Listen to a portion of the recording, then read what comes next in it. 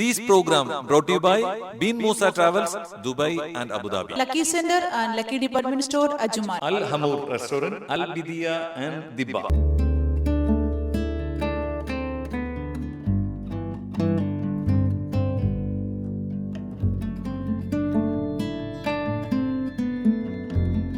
നമസ്കാരം. അവർ T V 24/7 അക്ഷരപ്പുലരിയിലേക്ക് സ്വാഗതം. എഴുതുന്ന എല്ലാ സ്ത്രീകളും കരുത്തുള്ളവരാണ്.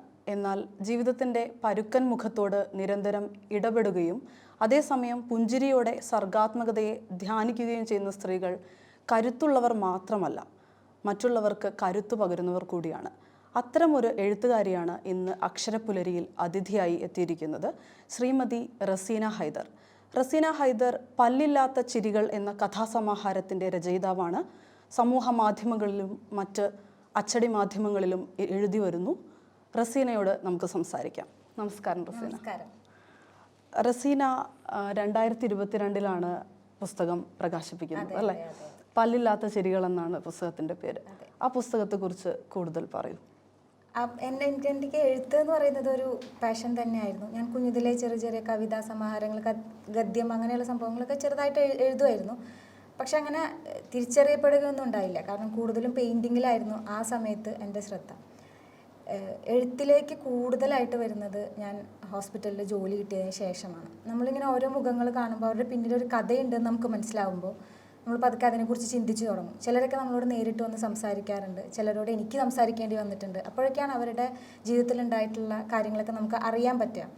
അതുമായി റിലേറ്റഡ് ആയിട്ടുള്ള അസുഖങ്ങളുമായിട്ട് വരുന്നവരും ഉണ്ടാവും. അങ്ങനെ സംസാരിച്ച് തുടങ്ങുമ്പോൾ നമുക്കിതൊരു കഥയാക്കിയാലോ എന്നൊക്കെ തോന്നിയ സമയത്താണ് കുറേശ്ശെ എഴുതി തുടങ്ങിയത്. ആസ്റ്റർ ഹോസ്പിറ്റലിലാണ് വർക്ക് ചെയ്യുന്നത്, അവിടെ അസിസ്റ്റന്റ് മാനേജറായി. എത്ര കാലമായിട്ടാണ് ഇത്? ഇനിയിപ്പോൾ ഈ ഒക്ടോബർ വരുമ്പോഴത്തേക്ക് നമ്മളവിടെ 9 വർഷമായി. അപ്പോൾ ഈ ഒരു പരിസരം എഴുത്തിന് ഒരുപാട് സഹായിക്കുന്നു. ഒരുപാട് സഹായിച്ചിട്ടുണ്ട്. അപ്പോൾ എൻ്റെ ചോദ്യം, ചെറുപ്പത്തിൽ എഴുത്തിലേക്ക് വന്ന ഒരു വഴിയേക്കാൾ കൂടുതൽ ഈ ഹോസ്പിറ്റൽ ജീവിതമാണ് എഴുത്തിലേക്ക്, അനുഭവങ്ങളാണ് കൂടുതലും എഴുത്തിലേക്ക് നയിച്ചിട്ടുള്ളത് അല്ലേ? മാതൃഭൂമിയിൽ വന്ന ഒരു അഭിമുഖമാണ് കുറച്ച് വഴിത്തിരിവായത് എന്ന് ഞാൻ ആ അഭിമുഖം കാണുകയും ഉണ്ടായിട്ടുണ്ട്. ആസ്റ്ററിൽ വർക്ക് ചെയ്യുന്ന കാലത്തുണ്ടായിട്ടുള്ള കാര്യങ്ങൾ അല്ലേ? ആ ഒരു അനുഭവം ഓർത്തെടുക്കും. അതെന്ന് പറഞ്ഞു കഴിഞ്ഞാൽ ഞാൻ എഴുതിയ 2-3 കഥകൾ, ചെറുകഥ പോലെ ഞാൻ ഹോസ്പിറ്റലിൽ 2-3 അനുഭവങ്ങൾ, 2-3 പേരുടെ അനുഭവങ്ങൾ ഞാൻ എഴുതിയിരുന്നു. അത് മാതൃഭൂമി മാധ്യമം പോലുള്ള കുറേ വന്നിട്ടുണ്ടായിരുന്നു. അപ്പോൾ അത് കണ്ടപ്പോൾ ഇങ്ങനെ എനിക്കൊരു കോൾ വരികയും അങ്ങനെയാണ് നമ്മൾ അതിലേക്ക് എത്തുന്നത്. അത് ഞാനിപ്പം ജോലി ചെയ്യുന്ന അസ്റ്റർ ഹോസ്പിറ്റൽ ഷാർജയിൽ വെച്ച് തന്നെ അത് എടുക്കുകയാണ് ഉണ്ടായത്.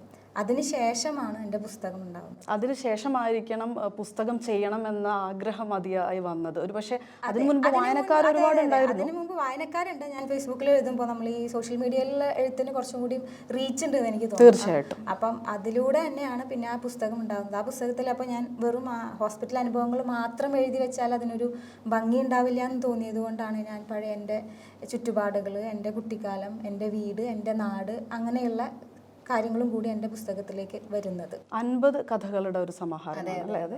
അതിനകത്ത് നിരവധി വ്യത്യസ്തമായ കഥകളുണ്ട്. പല കഥകളും ഞാൻ വായിച്ചവയിൽ എനിക്ക് എടുത്തു പറയാൻ തോന്നുന്നത് പപ്പുടുക്ക എന്ന് പറഞ്ഞൊരു കഥ വായിച്ചു. മിക്ക കഥകളിലും ഒരു നൊമ്പരം അവശേഷിപ്പിക്കുന്നുണ്ട് അവസാനം. പപ്പുടുക്ക ഒരു പക്ഷേ റസീന, നമ്മുടെ എല്ലാവരുടെയും ജീവിതത്തിൽ നമുക്ക് ഓർത്തെടുക്കാൻ പറ്റുന്ന ഒരു കഥാപാത്രം അതിനകത്തുണ്ട്. പക്ഷേ ഒരു നൊമ്പരമായിട്ട് ആ കുട്ടിയുടെ മനസ്സിൽ ആ ഒരു കഥാപാത്രത്തെ വായിച്ചെടുക്കുന്നത് അല്ലേ? അതൊന്ന് പറയും. എന്തെങ്കിലും അനുഭവമാണോ അതിലേക്ക് നയിച്ചത്? അല്ലെങ്കിൽ അനുഭവം തന്നെയാണ്. നമ്മുടെ എല്ലാ നാടുകളിലും പപ്പുടുക്ക മാത്രമല്ല, അതിനകത്ത് ഞാൻ എൻ്റെ പുസ്തകത്തിൽ തകര എന്ന് പറഞ്ഞിട്ടൊരു കഥാപാത്രം വരുന്നുണ്ട്, പപ്പുടുക്ക, അതുപോലെ വേലു, ചൂടൻ വേലായുധൻ, ഇങ്ങനെ ഒരുപാട് പേര് വരുന്നുണ്ട്. ഇതൊക്കെ എൻ്റെ നാട്ടിൽ ഞങ്ങളെ ചുറ്റിപ്പറ്റി കണ്ടുകൊണ്ടിരിക്കുന്നത്. പപ്പുടുക്കയിൽ ഇങ്ങനെ ഒരു സംഭാഷണമുണ്ട്. അതാരാ? പപ്പുടുക്ക മാമിയാണ് മറുപടി തന്നത്. പപ്പുടുക്കയോ, മനുഷ്യർക്ക് ഇങ്ങനെയും പേരുണ്ടോ എന്ന് തുടങ്ങുന്ന സംഭാഷണമാണ്. അപ്പോൾ പപ്പുടുക്ക ഇങ്ങനെ ചോദിക്കുന്നുണ്ട്, ഇന്നലത്തെ ചോറ് ഉണ്ടോ എന്നാണ് ചോദിക്കുന്നത്. അപ്പോൾ വല്യമ്മ പറയുന്നുണ്ട്, അവരങ്ങനെ ചോദിക്കൂ, നമ്മുടെ ഇന്നലത്തെ ചോറുണ്ടെങ്കിലും കൊടുക്കരുത്, പഴയത് ആർക്കും കൊടുക്കരുത്. ആ ഒരു ഭാഗമൊക്കെ വായിക്കുമ്പോൾ നമ്മളറിയാതെ കണ്ണു നനയുകയോ അല്ലെങ്കിൽ ഉള്ളിലൊരു ഗദ്ഗതം വരും അല്ലേ? ഇങ്ങനെയാണ് ഒരുപക്ഷെ നമ്മുടെ വീട്ടിലുള്ളവർ, നമുക്ക് പ്രിയപ്പെട്ട ചില മനുഷ്യർ നമ്മുടെ ഉള്ളിൽ ചില മൂല്യങ്ങൾ കുത്തിവെക്കുന്നത് അല്ലേ? അത് നമ്മുടെ എഴുത്തിലേക്കും പകരുന്നു. അതങ്ങനെ ഒരു കാലാകാലത്തേക്കും രേഖപ്പെടുത്തി വെച്ചിരിക്കുകയാണല്ലോ കഥയിലൂടെ. അപ്പം അതൊക്കെ തരുന്ന ഒരു വായനയ്ക്ക് തരുന്ന ഒരു സുഖം, അതിലുപരി ഒരു നൊമ്പരം അവശേഷിക്കുന്നു അല്ലേ? തീർച്ചയായിട്ടും. അവർക്ക് എന്ത് സംഭവിച്ചു നമുക്ക് പിന്നീട് അറിയില്ല. മാസത്തിലൊരിക്കലോ അല്ലെങ്കിൽ മാസത്തിൽ 2 തവണയോ മാത്രം ആ ഏരിയയിലുള്ള വീടുകളൊക്കെ കവർ ചെയ്ത് പോകുന്ന ഒരു സ്ത്രീയാണ്. അവർ എപ്പോഴും വളരെ മുഷിഞ്ഞൊരു വേഷമാണ് അവരിടുക. നമ്മുടെ ഇപ്പം വഴിയിൽ നിന്നൊക്കെ കിട്ടുന്ന അല്ലെങ്കിൽ വീടുകളിൽ നിന്ന് കൊടുക്കുന്ന അല്ലെങ്കിൽ നമ്മൾ ദൂരെ കളയുന്ന ഈ വള, മാല, അവരുടെ കഴുത്ത് ഈ അറ്റം മുതൽ താഴെ വരെ മാല ഉണ്ടാവും, കയ്യിൽ നിറയെ വളയുണ്ടാവും. അതൊന്നിനും ഒരു തിളക്കമോ അല്ലെങ്കിൽ അതായത് ആരെങ്കിലുമൊക്കെ ഉപേക്ഷിച്ച സംഭവങ്ങളാണ് പുള്ളിക്കാരി എടുത്തിടുന്നത്. അപ്പം എപ്പോഴും അതുകൊണ്ട് തന്നെ അവർക്കത് ഊരി മാറ്റി അതൊന്ന് വൃത്തിയാക്കണം എന്നുള്ള രീതിയിലൊന്നും വരുന്ന ആളുകളല്ല. പക്ഷെ അവർക്ക് വിശക്കുമ്പോൾ അവരിങ്ങനെ ഇറങ്ങി നടക്കും, പലരോടും സംസാരിക്കും, എല്ലായിടത്തും ഭക്ഷണം മേടിക്കും, കഴിക്കും. അപ്പോൾ അവർ തലേദിവസത്തൊക്കെയാണ് ചോദിക്കുക. അപ്പോൾ അന്ന് വല്യമ്മ പറഞ്ഞൊരു വാക്ക് എനിക്ക് ഭയങ്കരമായിട്ട് സ്ട്രൈക്ക് ചെയ്തു. എൻ്റെ ഉമ്മ അവിടെ ഉണ്ടായിരുന്നില്ല. അമ്മ എപ്പോഴും കിച്ചണിലെപ്പോഴും ആ ഒരു ഏരിയയിൽ തന്നെ ആയിരിക്കും. അപ്പോൾ മാമിയും വല്യമ്മയാണ് ഉമ്മർത്തുണ്ടായിരുന്നത്. അപ്പോൾ ഇവർ വന്ന സമയത്ത് ഞാൻ കുട്ടിയാണ്, വളരെ കുട്ടിയാണ്, ഒരു 3-ലോ 4-ലൊക്കെ പഠിക്കുന്ന പ്രായം തന്നെയുള്ളൂ. പക്ഷെ എനിക്ക് ഇവരൊരു കൗതുകമാണ് എപ്പോഴും. സാധാരണ വീടുകളിൽ നിന്ന് ഒരു ഭയപ്പെടുത്തൽ ഇത്തരം ആളുകളോട് കുട്ടികൾ ഇടപെടുമ്പോഴൊക്കെ ഉണ്ടാവും. വീട്ടിലുള്ളവർ ഭയപ്പെടുത്തുന്നതാണ്, അല്ലാണ്ട് അവര് അല്ല, ശരിയാണ്. അപ്പൊ ഞാൻ പറഞ്ഞത്, പക്ഷെ റസീന വല്യമ്മയെ ഓർത്തെടുക്കുമ്പോൾ അത്തരത്തിലുള്ള ഒരു ഭയപ്പെടുത്തലോ അങ്ങനെയല്ല, ഒരു വല്ലാത്ത ഒരു രീതിയിലാണ് വല്യമ്മ അതിന് പറഞ്ഞു തരുന്നത് അല്ലെ? ഒരു മാനവികത പ്രസരിപ്പിക്കുന്ന വാക്കുകൾ അല്ലെ? അപ്പൊ അതാണ് അതിനകത്ത്. അതെ, തീർച്ചയായിട്ടും. കൊടുക്കാൻ പറ്റില്ല. അത് കളഞ്ഞാലും ഇല്ലെങ്കിലും അതവിടെ ഉണ്ടെങ്കിലും നമ്മൾ ഇന്നത്തത് കൊടുക്കാന്നുള്ളത് പുള്ളിക്കാരിയുടെ ഒരു ടോണിൽ പുള്ളിക്കാരി അങ്ങ് പറഞ്ഞു വെച്ചതാണ്. അവിടെ ഒരുപാട് അതുപോലെ കഥാപാത്രങ്ങളുണ്ട്. ഒരു രാമൻ എന്ന് പറഞ്ഞിട്ട് ഒരാൾ വരും. അയാൾ എപ്പോഴും നായാടി രാമന്റെ മോനാണേന്ന് പറയുള്ളൂ. അപ്പോഴും അയാളെ പേര് അയാൾ പറയില്ല. അയാൾക്ക് എന്തെങ്കിലും പൈസ വേണം എന്നുണ്ടെങ്കിൽ അയാൾ വീടിന്റെ മുമ്പ് അവർ ശീലിച്ച ഒരു രീതിയാണ് അത്, സ്വയം പരിചയപ്പെടുത്തുന്ന. അയാളെ കാണുമ്പോൾ നമുക്ക് പേടിക്കാവുന്ന തരത്തിലുള്ള രൂപമൊക്കെ തന്നെയാണ്. പക്ഷെ നമ്മൾ വീട്ടിലുള്ളവര് അങ്ങനത്തെ ആളുകളെ നമ്മൾ പേടിപ്പിച്ചിട്ടില്ല എന്നുള്ളത് കൊണ്ടാണ് നമുക്ക് പേടി വരാത്തത്. അതെ, അതാണ് ഞാൻ പറഞ്ഞത്. എന്റെ ലൈഫിൽ അപ്പൊ അതൊക്കെ ഇടയ്ക്ക് ഓർത്തെടുക്കുമ്പോൾ അതൊക്കെ ഓരോ കഥകളായി, ഇപ്പൊ അവരൊക്കെ ഓരോ കഥാപാത്രങ്ങളായിട്ട് ആ പുസ്തകത്തിലുണ്ട്. വെല്ലിമ്മയെ കുറിച്ച് തന്നെയല്ലേ പല്ലില്ലാത്ത ശരികൾ എന്ന് പറഞ്ഞ കഥ? അതെ, പുള്ളിക്കാരിക്ക് വളരെ ഇപ്പോഴൊക്കെ കൂടുതൽ ആളുകളും ഇച്ചിരി പ്രായം കഴിഞ്ഞ് കഴിഞ്ഞാൽ പല്ലൊക്കെ പോയി കഴിഞ്ഞാൽ ഒരു സെറ്റ് പല്ല് വെക്കാനുള്ള പരിപാടി ഉണ്ട്. വല്യമ്മക്ക് എന്താ അറിയില്ല, വല്യമ്മക്ക് ഇഷ്ടമില്ലായിട്ടാണോ നമ്മൾ ചെയ്യാനായിട്ടാണോ എന്ന് എനിക്കറിയില്ല. പുള്ളിക്കാരി വളരെ മുമ്പേ തന്നെ പുള്ളിയുടെ എല്ലാ പല്ലും കൊഴിഞ്ഞു പോയിരുന്നു പുള്ളിക്കാരിയുടെ.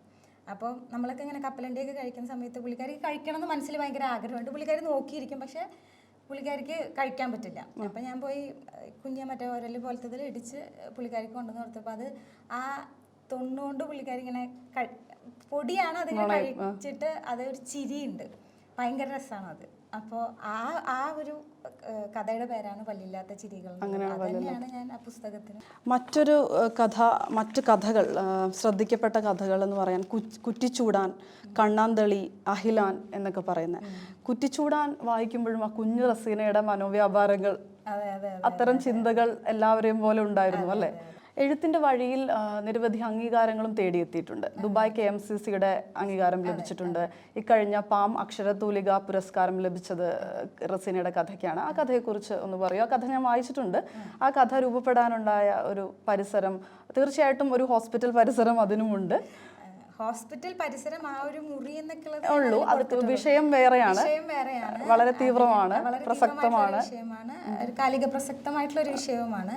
പിന്നെ ഞാൻ 2 സമയങ്ങളിലായിട്ട് കണ്ട 2 മനുഷ്യരെ ഞാൻ ഒരു മുറിയിലേക്ക് ഒതുക്കുകയായിരുന്നു എന്ന് പറയുന്നതാണ് സത്യത്തിൽ ആ കഥ. ഇങ്ങനെയുള്ള 2 പേരെ എനിക്കറിയാം.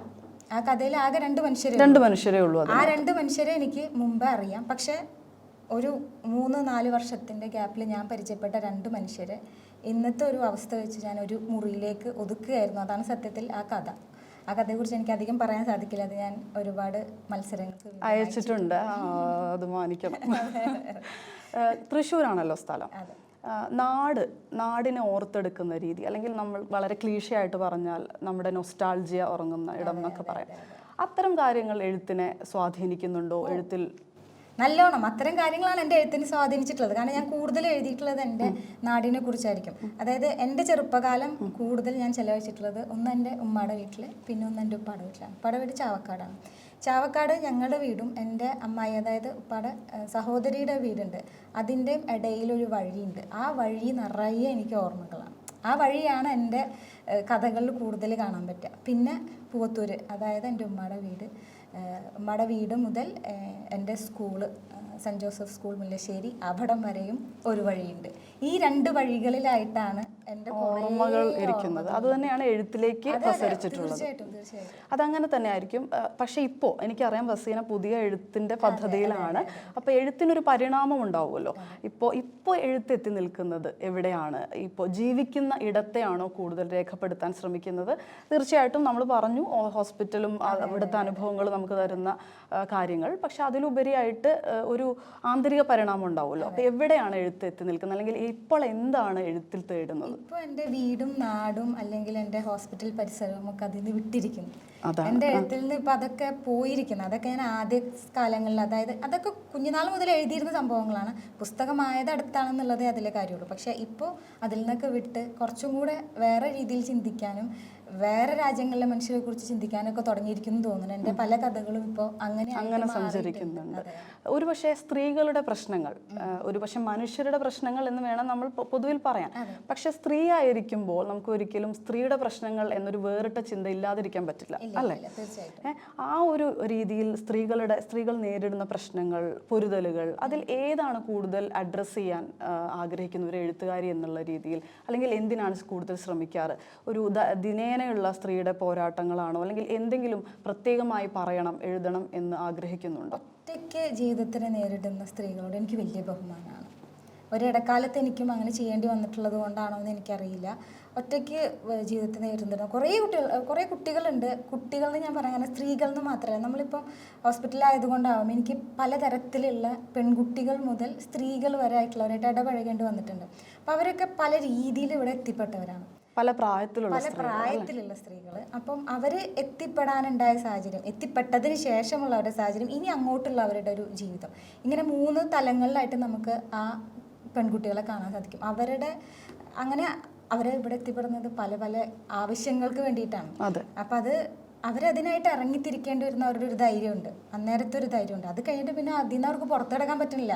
അവരാ സ്ട്രഗിളിൽ ഒരിക്കലും ഒടുങ്ങാത്ത ഒരു അങ്ങനെ സ്ട്രഗിൾ ചെയ്യുന്ന സ്ത്രീകളെ കുറിച്ച് എനിക്ക് ഭയങ്കര ബഹുമാനമാണ്. അവരെ കുറിച്ച് എന്തെങ്കിലുമൊക്കെ എഴുതണമെന്ന് എപ്പോഴും മനസ്സിൽ വിചാരിക്കാൻ എഴുതിയിട്ടുണ്ട്. പക്ഷെ ഇപ്പോഴും തുറന്നു പറച്ചിലുകൾ സ്ത്രീകൾക്ക് ഭയങ്കര ബുദ്ധിമുട്ടാണ് നിഷ, ഭയങ്കര ബുദ്ധിമുട്ടാണ്. എല്ലാവരെ കൊണ്ട് സാധിക്കുന്ന ഒരു സാധിക്കില്ല. കാരണം എന്നോട് പലരും ചോദിക്കാറുണ്ട്, മാധവിക്കുട്ടിയെ പോലെയൊക്കെ പ്രണയം അത് ഇതൊക്കെ കുറച്ച് ഞാൻ എഴുതിയിട്ടില്ല എന്നല്ല, ഞാൻ പ്രണയത്തെക്കുറിച്ച് അവിടെ ഇവിടെയൊക്കെ എന്തെങ്കിലുമൊക്കെ എഴുതിയിട്ടുണ്ടെങ്കിൽ എനിക്ക് വന്ന ചില മെസ്സേജസ് എന്നെ അതിൽ നിന്ന് പിന്തിരിപ്പിച്ചിട്ടുണ്ട്. അതാണ് എൻ്റെ അടുത്ത ചോദ്യം. പ്രോത്സാഹനങ്ങൾ തീർച്ചയായിട്ടും നമുക്ക് തരാൻ ആളുകളുണ്ടാവും, പക്ഷെ തളർത്തുന്ന അനുഭവങ്ങൾ ഇതിനോട് ചേർത്ത് പറയാം. നമുക്ക് ചുറ്റും ചിലപ്പോൾ ഒരു 100 ആളുണ്ടെങ്കിലും തളർത്താൻ നമ്മുടെ അടുത്ത് ഒരാളുണ്ടെങ്കിൽ ചിലപ്പോൾ നമ്മൾ അതിലായിരിക്കും കുടുങ്ങി പോവുക. അപ്പോൾ ഇത്തരം എഴുത്തുകൾ, ചില പ്രത്യേക എഴുത്തുകളുടെ നേർക്ക് പേഴ്സണൽ മെസ്സേജുകൾ വരിക ഉണ്ടായിട്ടുണ്ട് അല്ലേ? അത് വളരെ ഇമ്മീഡിയറ്റ് ആയിട്ടുള്ള സർക്കിൾ, അതായത് ബന്ധുക്കൾ അല്ലെങ്കിൽ സുഹൃത്തുക്കൾ എന്ന് പറയുന്നവർ, അവരിൽ നിന്നാണോ അതോ അപരിചിതരായ മനുഷ്യരിൽ നിന്നാണോ? അപരിചിതരായ മനുഷ്യരാണ്. കാരണം എൻ്റെ വീട്ടിലുള്ളവർ എല്ലാ കാലത്തും കലയെ സപ്പോർട്ട് ചെയ്യുന്നവരാണ്. ഇപ്പം എൻ്റെ വീട്ടിലുള്ളവരായാലും പുറത്തുള്ളവരായാലും എൻ്റെ സുഹൃത്തുക്കളായാലും ഭർത്താവിൻ്റെ വീട്ടിലുള്ളവരായാലും അവരൊന്നുമായിട്ടൊന്നും നമുക്കൊരു പ്രശ്നവും വരുന്നില്ല. അവിടെ പുറത്തുനിന്ന് ചില മനുഷ്യരുണ്ടാവും, നമ്മുടെ ബാക്ക്ഗ്രൗണ്ട് അവർക്കറിയില്ല, നമ്മളെ അവർക്കറിയില്ല, പക്ഷെ അവർ എന്തെങ്കിലുമൊക്കെ അങ്ങ് പറഞ്ഞു. എങ്ങനെയാണ് അതിനെ എടുക്കാറ്, എങ്ങനെയാണ് അതിനെ സ്വീകരിക്കാറ്? ആദ്യമൊക്കെ അത് ബാധിച്ചിട്ട് ഒന്ന് ഹൈഡ് ചെയ്യുക, അല്ലെങ്കിൽ അവരെ ബ്ലോക്ക് ചെയ്യുക, അങ്ങനെയൊക്കെ. അതൊരു നല്ല രീതിയൊന്നുമല്ല, പക്ഷെ എനിക്ക് അതാ തോന്നിയിരുന്നത്. പക്ഷെ ഇപ്പോഴായിട്ട് ഞാൻ പ്രതികരിച്ചു തുടങ്ങിയിട്ടുണ്ട്. ഞാൻ അതിന് റിപ്ലൈ ഇടും. പിന്നെയും അവർ റിപ്ലൈ ഇടുകയാണെങ്കിൽ ഞാൻ ഒരു റിപ്ലൈ എനിക്ക് അവർക്ക് കൊടുക്കണം, ഒരു മറുപടി എനിക്ക് അവർക്ക് കൊടുക്കണം. ആ മറുപടി ഞാൻ അവർക്ക് കൊടുക്കും. അത് കഴിഞ്ഞാൽ പിന്നെ ഞാൻ വിട്ടില്ല. ഞാനത് ചിന്തിച്ചിട്ടുണ്ട്. റസീന വ്യക്തിപരമായ നമ്മൾ സുഹൃത്തുക്കളാണ്, വളരെ മൃദുചിത്തയായ ഒരാളാണെന്ന് എനിക്കറിയാം. പക്ഷെ വളരെ ശക്തമായി, വളരെ ബോൾഡായ അഭിപ്രായങ്ങൾ പറയുകയും അതിനൊരു മടിയും വിചാരിക്കാതെ ചെയ്യുകയും ചെയ്യുന്ന ഒരാളാണ്. ഇതിലേതാണ് തനതായ ഒരു ഭാവം, ഏതാണ് ആർജിച്ചത്? ഞാൻ വിചാരിക്കുന്നത് ജീവിതം പഠിപ്പിച്ചതാണ് ഈ ബോൾഡ്നെസ് എന്നാണ്. ഭയങ്കര ഒരു നല്ലൊരു ചോദ്യമാണ് അത്. എനിക്ക് ഭയങ്കര ഇഷ്ടപ്പെട്ടു ആ ചോദ്യം. ഞാൻ പറയാം, ആദ്യത്തെ ഭാഗം എൻ്റെ ലൈഫിൽ ഞാൻ വളരെ സൈലൻ്റ് ആയിട്ടുള്ള ഒരു കുട്ടിയാണ്. എൻ്റെ വീട്ടിലുള്ളവർക്ക് നാട്ടിലുള്ളവർക്കൊക്കെ എന്നെ ചീനു എന്നാണ് വിളിക്കാം. ചീനു ഇത്രയും സംസാരിക്കുമോ എന്നുള്ളത് അവർക്കൊക്കെ ഇപ്പോൾ അത്ഭുതമായിരിക്കും. കാരണം തീരെ മിണ്ടാത്ത ഒതുങ്ങി ഒരു തൊട്ടാവാടി കുട്ടി തന്നെയായിരുന്നു.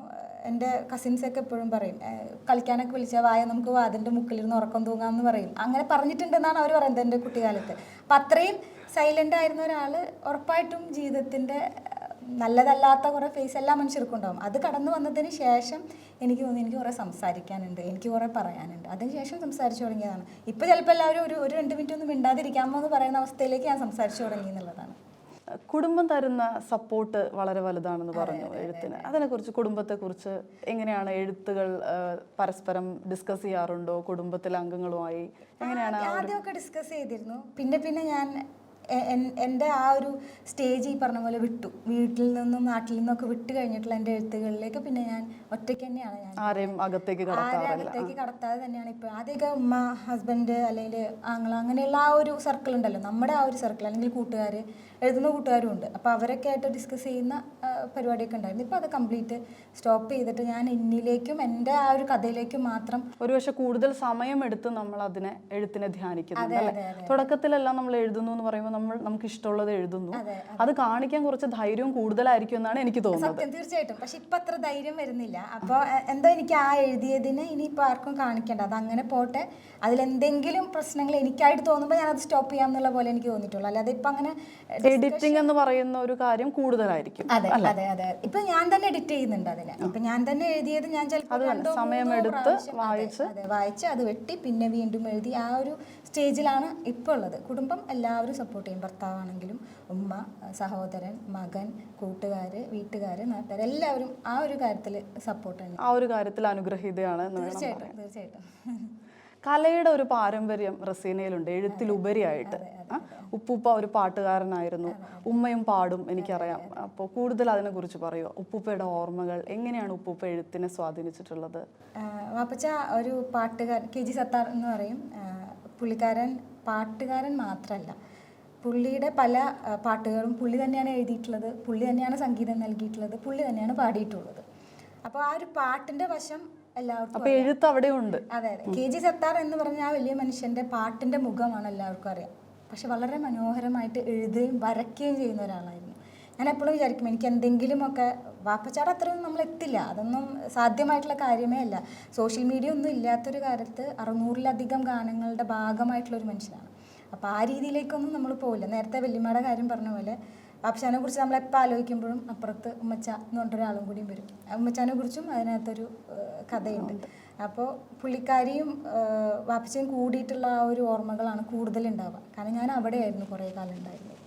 അപ്പോൾ KG സത്താർ എന്ന് പറഞ്ഞൊരു മനുഷ്യനെ കുറിച്ച് ഞാൻ പറഞ്ഞു തരേണ്ട ആവശ്യമില്ല. വളരെ മനോഹരമായിട്ട് പാട്ടുകൾ എഴുതുകയും സംഗീതം നൽകുകയും ഒക്കെ ചെയ്ത ഒരു വലിയ മനുഷ്യനാണ്. അപ്പോൾ ആദ്യം ഞാൻ വരയ്ക്കുന്ന കണ്ടപ്പോൾ എനിക്ക് പുള്ളിയാണ് കുറേ ചായക്കൂട്ടുകളൊക്കെ കൊണ്ട് തന്നത് സ്കൂൾ കാലഘട്ടത്തിൽ. അതെ അതെ അതെ. അങ്ങനെ ഒരു പെയിൻറ്റിങ് കോമ്പറ്റീഷന് പോകുമ്പോൾ അത് ഞാനൊരു കഥയായിട്ട് അതിൽ എഴുതിയിട്ടുണ്ടായിരുന്നു. അപ്പച്ചനോട് ചോദിച്ചു നീ എങ്ങനെ പോകണം? ഞാൻ വണ്ടി വരും, ഞാൻ അങ്ങോട്ട് പോകും. അപ്പോൾ അന്ന് അപ്പച്ചാക്ക് ഇന്നൊരു ജഡ്ജ്മെൻ്റ് ഉണ്ട്, അപ്പച്ച അങ്ങോട്ട് പോകണം. അങ്ങോട്ട് പോയി ഞാൻ പോകുന്ന സ്ഥലത്തേക്ക് ഞാനും എന്നുള്ളതിലേക്ക് ഞാനും പോയി.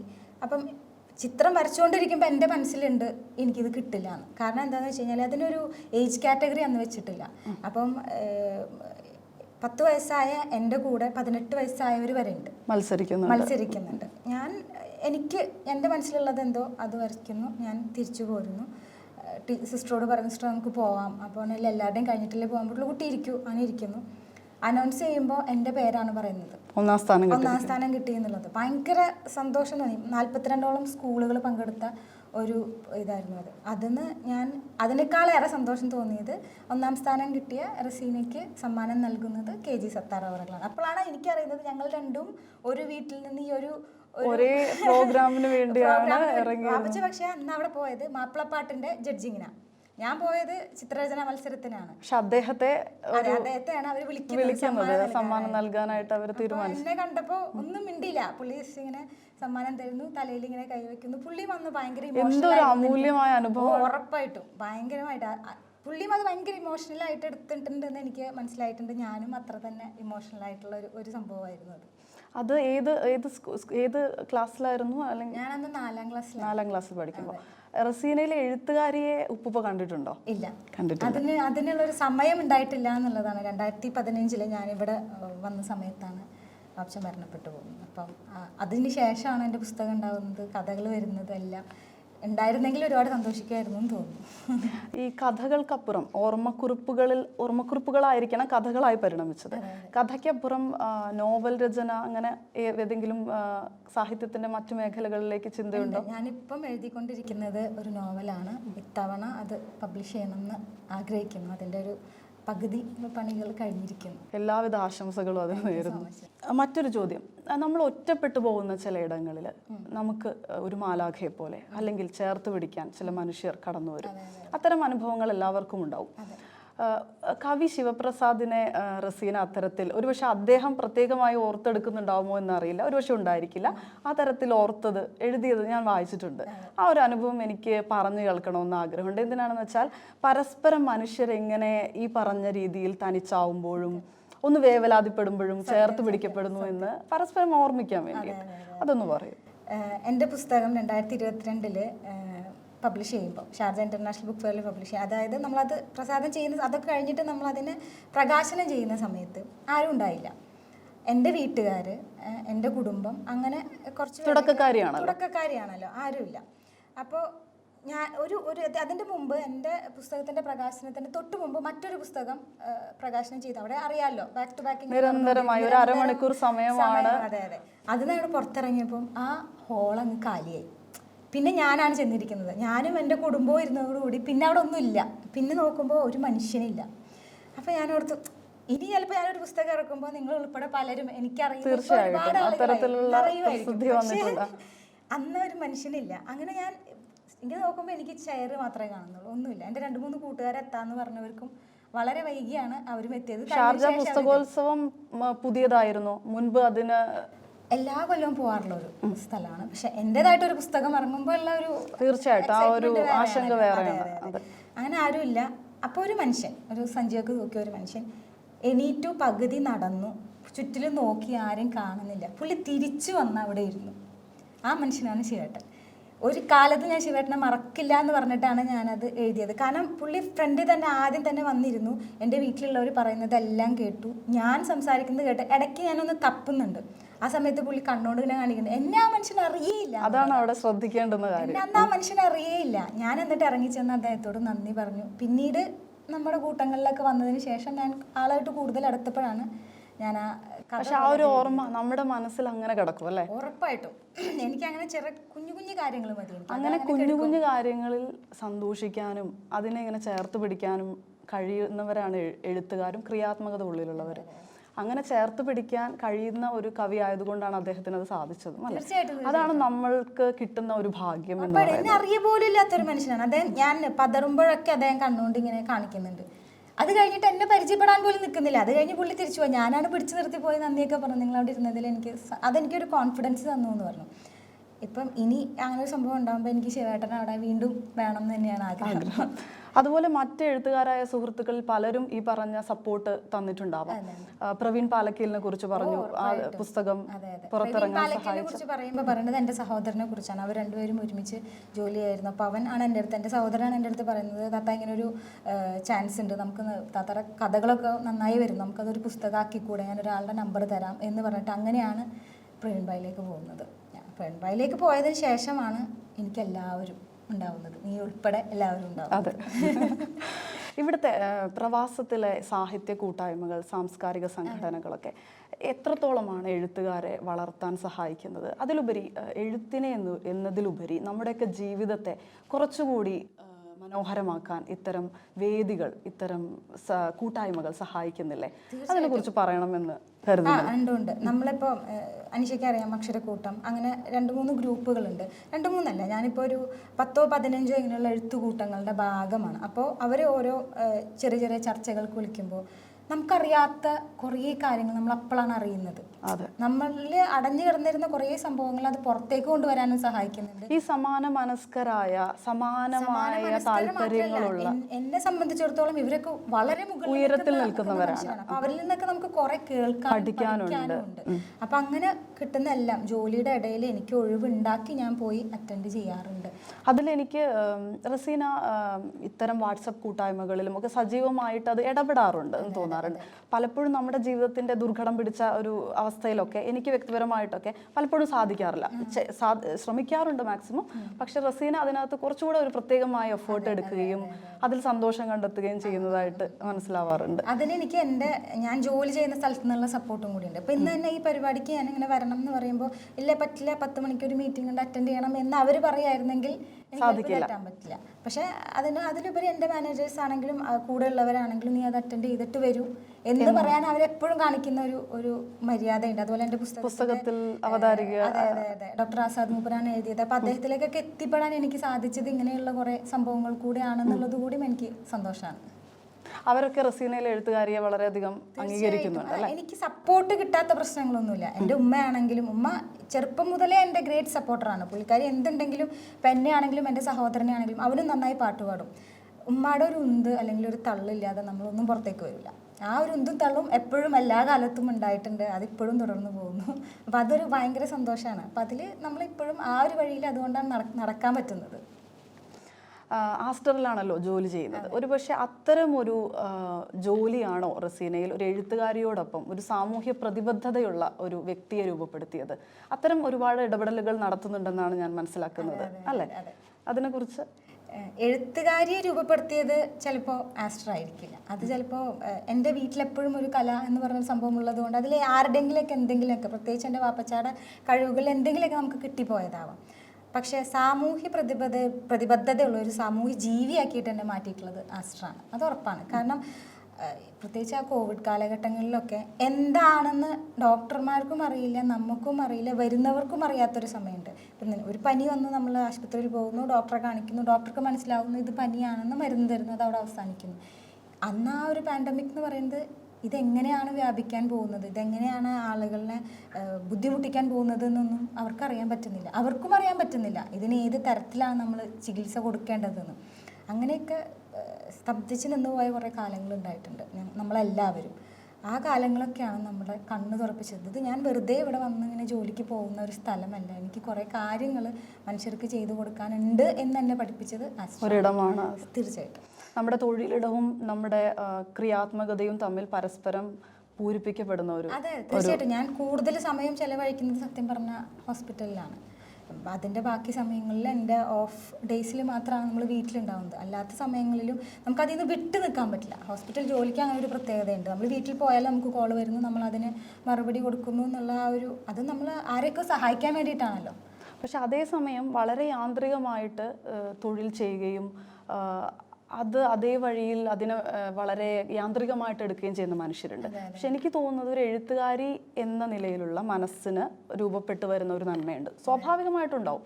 എഴുത്ത് നമ്മളെ വഴി നടത്തുന്ന ഓരോ രീതികളുണ്ട്. നമ്മളിൽ തന്നെ കുറേയധികം കറക്ഷൻസ് സംഭവിക്കും. ആ ഒരു കാര്യം തൊഴിലിനും ഉപയോഗപ്പെടുന്നുണ്ടാവും. തീർച്ചയായിട്ടും ഉണ്ടല്ലോ, അല്ലെ? മനുഷ്യരെ കൂടുതൽ മനസ്സിലാക്കാൻ സാധിക്കുന്നു, നമുക്ക് കൂടുതൽ ആളുകളായിട്ട് ഇടപഴകാൻ പറ്റുന്നു. അതാണ് ഞാൻ പറഞ്ഞത്, ഒരു 9 to 6 ജോലി എന്നുള്ളതിലുപരി നമ്മൾ അതിൽ കുറച്ചും കൂടി കാണാൻ തുടങ്ങിയപ്പോൾ തന്നെയാണ് ഞാനും കുറച്ച് വളർന്നു തുടങ്ങിയത്. അതെൻ്റെ ഓഫീസ് ജീവിതത്തിലാണെങ്കിലും വീട്ടിലാണെങ്കിലും ഒക്കെ നമ്മുടെ പേഴ്സണൽ ജീവിതത്തിലും ഒക്കെ നമ്മളതിനെ കൂടെ കൊണ്ട് നടക്കുന്നത് കൊണ്ട് ആദ്യം ഞാനും ഒരു 9 മണിക്ക് പോകുന്നു, 10 അല്ലെങ്കിൽ ഒരു 5 മണിക്ക് തിരിച്ചു വരുന്നു, 6 മണിക്ക് തിരിച്ചു വരുന്നു, ആ ഒരു രീതിയിൽ എടുക്കുന്ന സംഭവത്തെ നമ്മൾ കുറച്ചും കൂടി മാറ്റത്തോടെ കണ്ടു തുടങ്ങിയപ്പം എനിക്ക് ആ ജോലിയെ സ്നേഹിക്കാൻ പറ്റി, അവർ തന്നെയും സ്നേഹിക്കാൻ പറ്റുന്നുണ്ട് എന്നുള്ളതാണ്. വ്യക്തിപരമായിട്ട് എനിക്കൊരു ഓർമ്മയുണ്ട്. ഇതുപോലെ ജീവിതത്തിൽ അത്ര സുഖകരമല്ലാത്ത കുറച്ച് ദിവസങ്ങളിൽ റസീനയുടെ അതേ സ്ഥലത്തായിരുന്നു, ഷാർജയിലായിരുന്നു ഞാൻ താമസിച്ചിരുന്നത്. റസീന ജോലി ചെയ്യുന്ന ഹോസ്പിറ്റലിന് മുന്നിലൂടെ നടന്നു പോകുന്ന ഒരു സമയത്ത് ഒരിക്കൽ നമ്മൾ കൂട്ടിമുട്ടിയിട്ടുണ്ട്.